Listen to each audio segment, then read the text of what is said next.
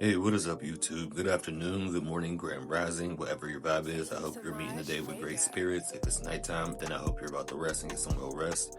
I'm coming to you guys today with an updated painting. I've been painting a lot lately. These bigger paintings, as I've told you guys before, take a lot of time for me. I recently did an art competition where we did a glow-in-the-dark painting for the Children's Museum in Pittsburgh, and it was crazy, but I'm not used to doing things that actually take about a time limit. They gave us about 2 hours to paint, and I was not fully prepared to it. I told you guys before, I'm used to having as much time as I need. So working on the paintings and having a time limit was crazy for me. Like, it was insane. So I really wanted to get back into painting to really push my skills, but it was a great evaluation of my skill. I'm very appreciative of that opportunity that I received to go and show my artwork. It was amazing. I met a lot of dope artists. There was about 10 of us, and I've seen so many different things. Someone did a lantern. Someone else did a volcano with yarn that glowed in the dark. It was crazy. I've never even used glow-in-the-dark paints before. But today, this painting is actually going to be Susie from Rugrats. It's a little bit of a Nickelodeon homage, if you will. Plus, my favorite character is one of the yellow Power Rangers from Mighty Morphin, Aisha. I loved Aisha growing up, so I figured I would add her to this as well. And I wanted to do Susie kind of standing on top of Angelica, because she always kind of was in control, so I wanted something that symbolically just showed how in control she was. So I did the background, sketched it out, knocked it out. I figured I would do that first. Like I told you guys, a lot of the time I like to stay in the canvas and get that part done and get that out of the way. And I wanted to use some blue hues to kind of represent childhood, and then also show that, you know, the sincerity and the truth of Susie Carmichael herself, because I feel like she's really a truthful person and she's really just an honest person, and I think blue is something that went well with that. Right now, you see me going in with the mixture of that I made with like a burnt sienna and like a yellow ochre to start off with. I believe his name is Daggett or Norbit. If you ever seen Angry Beavers, it's one of the cartoons growing up in the 90s. I loved Angry Beavers, so I thought that would be super dope to add some Nicktoons in there that we used to have. I probably could have added Cat Dog, but I was very specific with the ones I wanted to add for this one. So I'm going in with those liner brushes and just outlining that. I started off with his background being, his underpainting rather, being green, because I thought that green would really emphasize the warmer but also cooler, kind of funky undertones of a beaver. I wanted something that showed that, so I thought that was super dope. And then once we got that done, I went in and outlined him. Right now you see me working on Cynthia, and I figured I would start with her. And I went in with some flesh tones I made up with the flesh color that I have. Let me see what this is called. This is a light pink, and then I used some of that yellow ochre and then a little bit of that brown with some white and kind of watered it out and thinned it out to try to get that color. And then I went back in with darker browns, like a, what is this color called? Burnt umber. That's what I thought, a burnt umber. And then I also used a burnt sienna. So I have a new set of Liquitex that I was given, and I was really appreciative of that. It's a full set, I believe, of 48 paints, and so I've been really trying to get into those and use those along with the ink lab that I had got from Amazon. So they're all still within the reach of the acrylic paint. And so then I just did the yellow Power Ranger. We're moving back to this Susie, and with Susie I really wanted to focus on the yellows, the purples. I didn't realize that a lot of the Rugrats and a lot of their colors were complementary. The opposite color of yellow is actually purple, so I thought that was super dope that I didn't have to really think about it too much with making the complementary colors.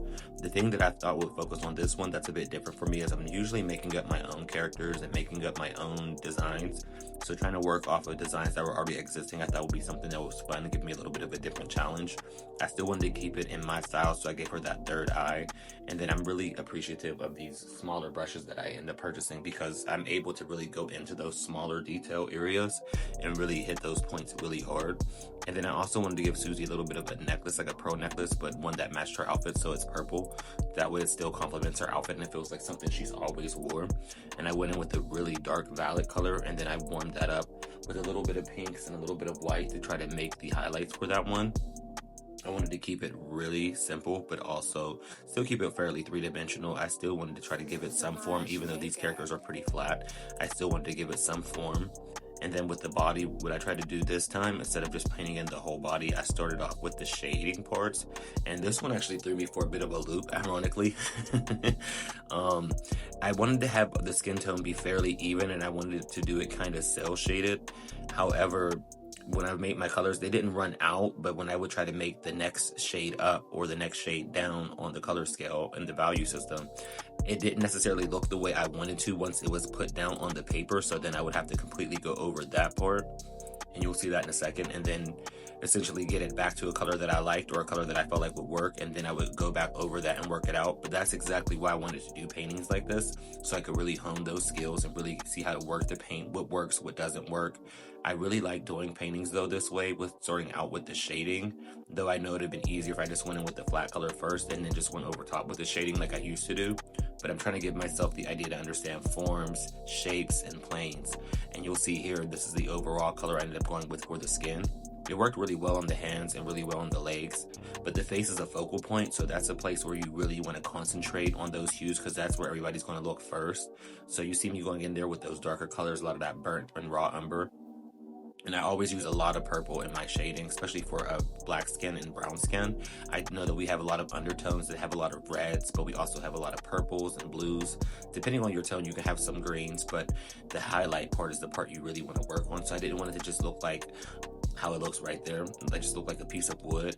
I really wanted it to have some warmth to it and really have some actual tones to it. So I said, okay, I don't like how that looks. So I ended up going back in, making some new colors to go over there.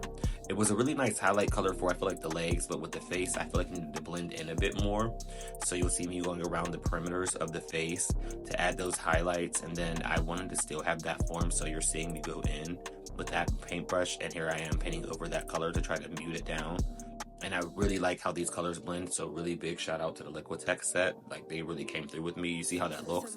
It looks more blended, it looks more three-dimensional, and it looks very warm. So I was actually happy with that color because I was able to go over it and still have it peek through and then still come out where I needed it to. And then I went back in and just refined it. The thing that I'm really finding myself to really like with these types of paints is the fact that you can continuously rework them and paint over them, especially once they're dry. But I did a little bit of wet on wet, and I loved how that looked. And these fine line brushes really saved me because I had a bunch of bigger brushes, and maybe I should learn to work with a bit of bigger brushes more, but I really prefer to have more control. Like I told you guys, I do a lot of logos, I do a lot of fine line and marker artwork, so doing them this way really enabled me to have more control, and then it let me really work on things how I like. So it was helpful for my personal paintings and for the things I'm going to be showing to you guys and things for the collection, but when I'm doing my art shows and art competitions, I'm going to have to get used to doing a little bit of bigger brushes because that'll help me speed it up a bit. But let me know if you guys are working on anything dope and anything new. I'm always happy to support. Let me know if you guys have any shows coming up, or if you're doing some artworks, definitely tag it below and let us see it. Post it on my page. I'm going to start a community tab so that way we can all support each other and share some artwork together. I think it'd be super dope for us to work on some artworks together. I'm definitely going to start trying to do some art live streams so that way you guys can come through and see me just work on some stuff live. It'll probably take a few hours, so if you got a few hours to spare and you want to have like a drawing session, definitely come through. It'll be super dope. And I almost finished this one up.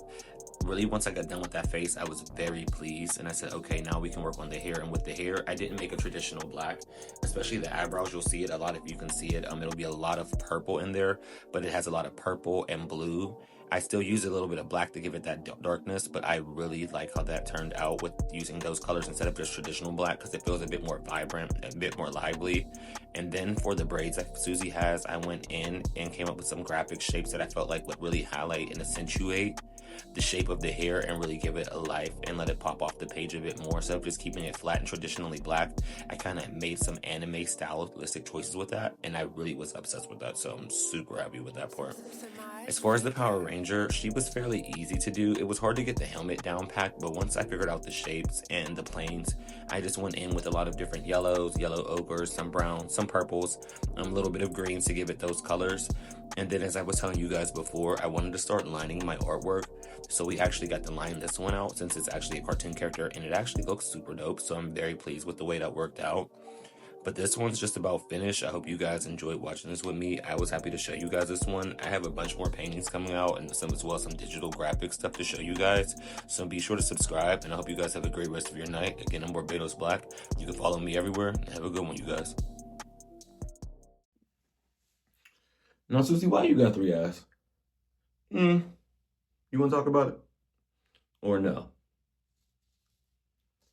I guess we'll find out. Let's go.